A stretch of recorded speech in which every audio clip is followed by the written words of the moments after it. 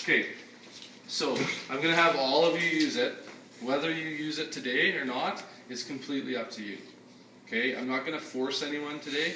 What I've had people do is I've had some people just turn it on and pull it down so they can see how it feels. I've had other people take a piece of wood and cut it, and then I've had other people do the full thing where you're going to measure it, mark it, and cut it. So it's up to you. My advice is try it sooner than later. So if you're going to be nervous about it, that's completely fine. I was completely nervous about it when I first used it. But when you start to use it or you start to feel how it works, you'll feel a whole lot better about it. Okay? So, to begin with, the first thing you need to do, make sure you have all your safety stuff ready. So safety glasses on, you're going to want to roll up your sleeves, you're going to want to take your jewelry off, and if you have any sort of things hanging down, drawstrings from your hoodie, tuck them in. Long hair, it can get caught in here, so you want to tuck it back. That's probably the main things. Okay, so once you have all that in order, we're going to look at how you're going to stand when using it. It's the same as every other machine in the shop, power machine wise. You're going to stand directly in front of it. Okay? Depending on your hand, I'm a right-handed person, so my right hand is going to be the one controlling this part of it. My left hand will be setting on the wood just to keep it stable. If you're a left-handed person, just do it opposite. You're going to put your left hand up here, and your other hand will be on the wood here. So I do it this way. If you're a left-handed person, you're probably going to do it like this. Okay, if you don't know what hand you are, try it to see what it feels like before you actually cut it. Okay? Alright, so now that we kind of have an idea of how to stand, the next thing we need to know, this is kind of where we're doing all the action. You want your piece of wood that you're cutting against the fence. Okay, this piece that kind of stands up, you need to put it right flat up against that fence. If it's hanging off the fence a little bit and there's a gap, your hands are going to be here, and when you turn this on, the blade goes towards the wall. So as soon as it grabs this piece of wood, it's going to move it against the fence anyways. And if your fingers are there, they're going to get pinched. So make sure it's flat up against that fence. You can't move it anymore. Push it kind of towards the fence so it's sturdy. Okay? Once you have it sitting in there, the next thing you're going to do is you're going to put your hand up here. This is the power button. Okay? The worst part about this machine, in my opinion, is the sound that it makes. If this thing was silent, I bet there'd be so many more people that would say, yeah, let's use it. But because it makes a loud sound, it kind of scares people. I think that it's more safe than the bandsaws. And all of you have used the bandsaws in grade 7. The reason why I think it's more safe is because you're in complete control of it. Okay? With the bandsaw, you turn it on and it goes. The only way it stops is when you push that button in.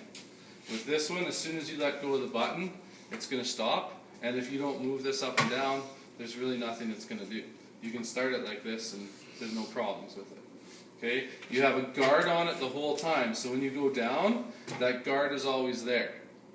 So as long as you're not putting your hand here and pressing the button and pulling this down, you're going to be okay. And none of you are going to do that because that's just ridiculous, right? So, feet shoulder width apart, facing the machine, one hand here, the other hand here, and all you're going to do is you're going to turn it on and wait for 3 seconds. So you got to hold this button down the whole time. So for 3 seconds, so it's working at full speed. Once you've had it going for about 3 seconds, you're going to pull it all the way down. It's going to go all the way through the wood, and it's going to go into the table. Once you can't push it down any further, that's when you take the button off, or your hand off the button, and wait for it to stop. Once that's done, pick it up. That's all there is to it. Okay? The one bad habit, and I definitely do it, pressing the power button the whole way as you go up and down. You don't want to get into that habit because then this blade is spinning when it's not necessary. Okay? So here's kind of a quick look at how it'll work.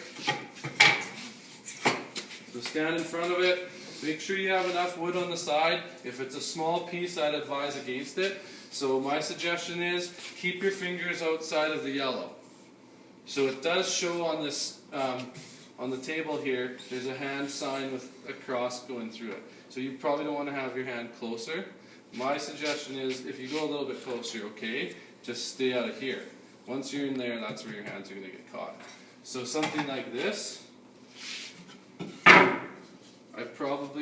this one you're probably okay. You do have some room with that. But anything smaller than this, I wouldn't cut. So you can get me to do it.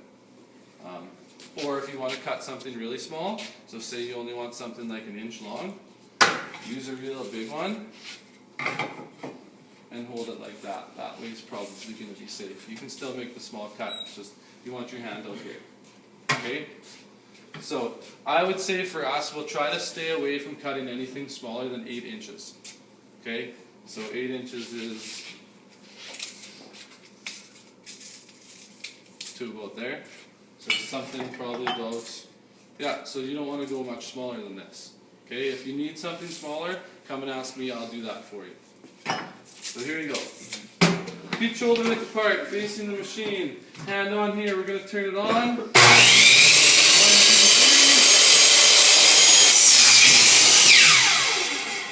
3. Let go, set it up. That's all there is to it. You can shut it down.